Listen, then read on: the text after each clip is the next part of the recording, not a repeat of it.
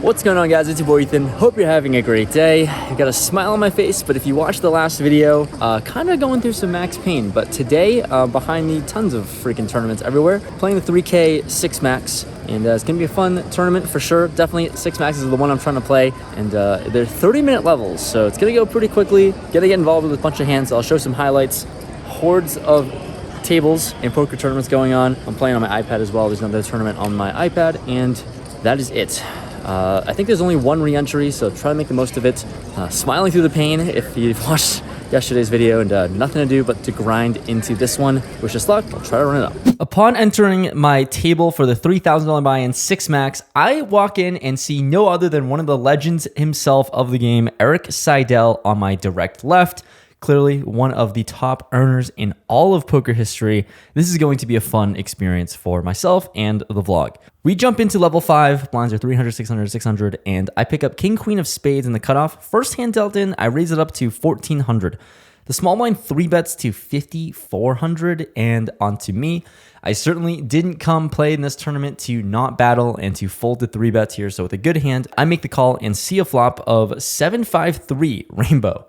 That's not a whole lot for my hand. This player bets out 6,000 and super large bet, king, queen high. I decide to go. No, I'm kidding. All right, I fold. I can't continue here. Obviously, you know, first hand in, I'm not going to go crazy. Just wanted to keep you guys on your toes. Like I said at the turbo, so blinds increase really quickly. Level 6 now, blinds are up, and I pick up queen 6 of diamonds in the big blind.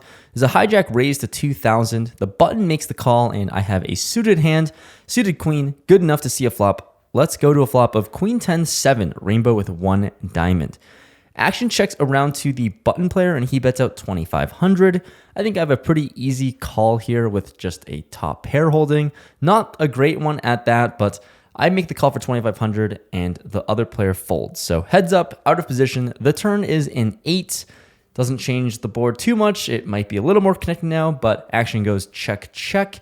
And now to the river, which comes a king. I check for a third time, really trying to get to showdown now with just one pair. And on this board, I don't feel great about it, but sadly he bets out 6,000.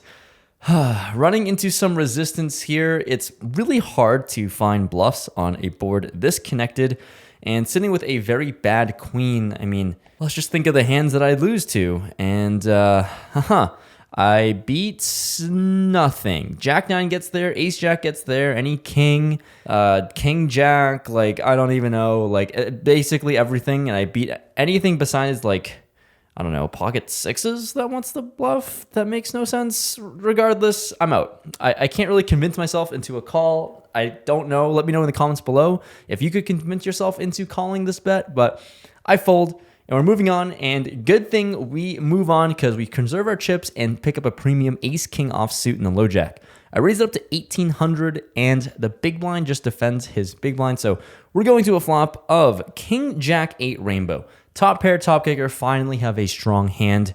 And on this board, he checks it over to me and I bet out 1,000. For 1,000, this player makes the call and we're going to see a turn which comes a 9. Another not great card. He checks it over to me and I think a lot of draws get there, 2 pair combos get there, and I'm sitting with just 1 pair. It's a good one at that. I decide to check this one back. Now we're going to a river which becomes a 10. Any queen makes the straight, and a lot of 2 pair combos get there, and he checks for a third time. And I'm thinking in my head, maybe I can go for thin value. It's kind of ambitious to think so, but in the moment, I thought it was a good idea. So I bet really, really small, 1,300. He snap calls with 2 pair king 10. And he wins. Very ambitious bet on the river here. I don't know what I'm doing. I think I misplayed this one, to be quite honest with you. But he did end up getting there on the river, and we are now 0 for 3 in the hand on this tournament. Now we're moving on to level 8. I've chipped up to about 40,000, and I pick up ace-king offsuit once again. Action starts with a low jack player who goes all in for 7,500. And I'm happy to isolate. It's like a 6 big blind shove. I rejam. Everyone else folds, and we're up against pocket 5s, the classic flip. Can we win a flip this time? I flop an ace, but he ends up flopping a freaking set.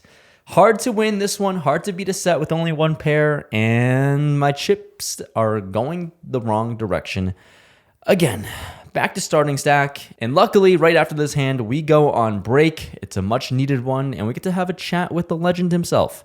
Currently on break, and I may or may not be joined by one of the legends of the game. With ERIK, you all know who he is, so it's going to be fun battling with him. Thanks for the time.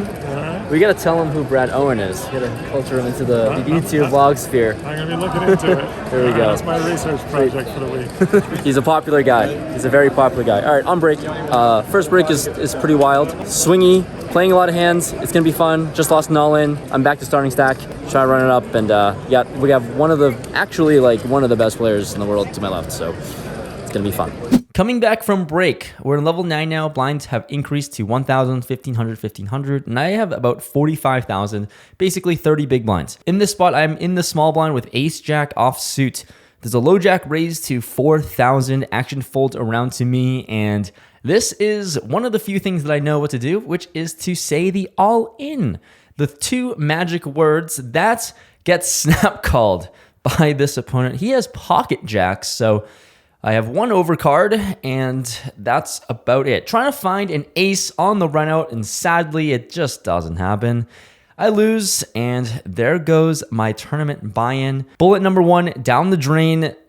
I literally didn't really win a significant hand at all, but it was a cool experience regardless, playing a 6 max, and on top of it, playing with ERIK, the legend himself.